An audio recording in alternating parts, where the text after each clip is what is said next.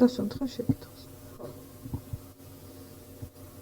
გვაინტერესებს თქვენი კომენტარი როგორ მომხდარი მოვლენებთან დაკავშირებით. ძველი ჟურნალისტები დაამტვირეს აპარატურა და ეს მშვიდობიანი მომენტები. ძალიან მწუხვარ და არ შეიძლება ნორმალურ ადამიანს შეშფოთება არ კონდეს იმ მოვლენებთან დაკავშირებით, რაც უკვე დღითი დღე აშკარად იგრძნობა, რომ მიიღებს, ასე ვთქვათ, მასიურ სახეს. რაც გორში დაიწყო და ამ დღეების განმავლობაში ხორციელდება, როგორც ჩანს, გადაედება ეს სხვა ქალაქებსაც. იცით, რომ დღეს ბორჯომში არის ესეთი სიტუაცია, რომ მემარჯვენე გამგებელი გაათავისუფლეს თანამდებობიდან იმის გამო, რომ ის სახელმწიფო ბლოკის შტაბის უფროსი არ გახდა. ეს არის კატასტროფა. მე ვფიქრობ, ხელისუფლება, რომელსაც არ შეუძლია მიიღოს კრიტიკა, არ შეუძლია მოისმინოს განსხვავებული აზრი, ეს რანაირი ფორმითაც არ უნდა გამოეხატებოდეს. ახლა კრიტიკა სიხარულით არავინ არ ხვდება, მაგრამ ხელისუფლებაში მყოფ ადამიანს უნდა ჰქონდეს იმის პასუხისმგებლობა და იმის გონიერება, რომ მან საქვს დიდი პასუხისმგებლობა და ამ პასუხისმგებლობის შესაბამისად უნდა მოისმინოს კრიტიკაც და გაუძლოს და რაიმე გააკეთოს იმის საპირისპიროდ, რომ აი ეს კრიტიკა არ ისმოდეს მუდმივად, არა ძალადობით, არამედ კონკრეტული საქმეებით. დღეს ჩვენ გვაქვს პირიქით აბსოლუტურად ნდობა დაკარგული და რეიტინგ დაკარგული ხელისუფლება ცდილობს, რომ მომავალი არჩევნებისთვისაც აიღოს ისეთი სტარტი, რომ მის გარდა დღეს საქართველოში არ არსებობს არავინ.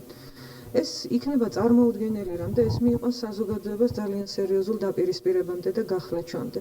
მე არ ვიცი, ხა ყოველთვის არის ხალხური სიბრძნე არსებობს თუ თითოეულმა ჩვენთაგანმა ვიცით ჩვენს გამოცდილებაში, რომ რაღაცა წარსულზე და გამოცდილებაზე უნდა ვისწავლოთ, მაგრამ როგორც ჩანს, ეს ფორმულა არ ვრცელდება ხელისუფლებაზე სამწუხაროდ.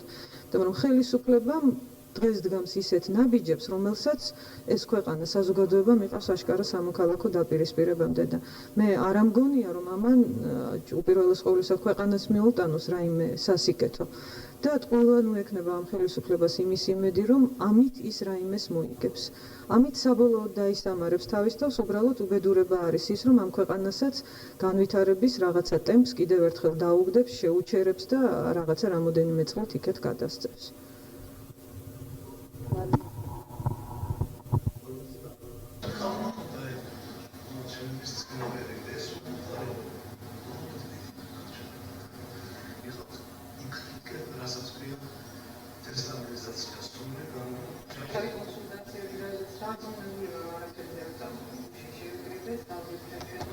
გეგონება პოლიცია, უშიშროება, იმეთი არ არის გამგეობა. აი თუ გარანტირებულად არ დაინახეს, რომ ისინი იგებენ დიდი უმრავლესობას. რა ვიცი, იშვიათად რომელიმე ქონდათ.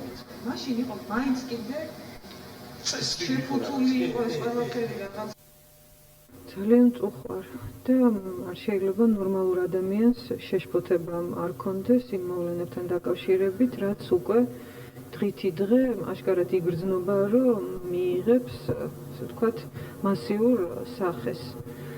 რაც გორში დაიწყო და ამ დღეების განმავლობაში ხორციელდება, როგორც ჩანს, გადაედება ეს სხვა ქალაქებსაც. იცით, რომ დღეს ბორჯომში არის ესეთი სიტუაცია, რომ მემარჯვენე გამგებელი გაათავისუფლეს თანამდებობიდან იმის გამო, რომ ის სახელმწიფო ბლოკის შტაბის უფროსი არ გახდა.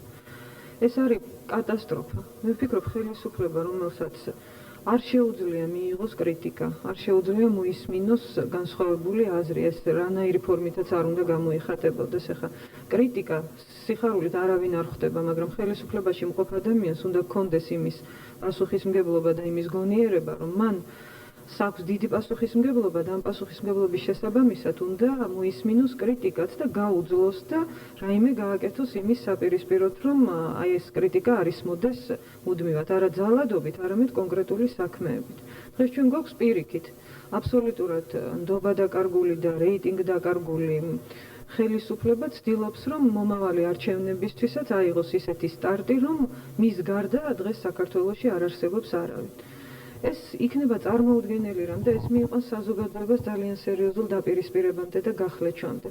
მე არ ვიცი, ხა ყოველთვის არის ხალხური სიბრძნე არსებობს თუ თითოეულმა ჩვენთაგანმა ვიცით ჩვენს გამოცდილებაში რომ რაღაცა წარსულზე და გამოცდილებაზე უნდა ვისწავლოთ, მაგრამ როგორც ჩანს ეს ფორმულა არ ვრცელდება ხელისუფლებაზე სამწუხაროდ. იმიტომ რომ ხელისუფლებამ დღეს დგამს ისეთ ნაბიჯებს, რომელსაც ეს ქვეყანა საზოგადოება მიყავს აშკარა სამოქალაქო დაპირისპირებამდე და მე არ ამგონია რომ ამან უპირველეს ყოვლისა ქვეყანას მიუტანოს რაიმე სასიკეთო.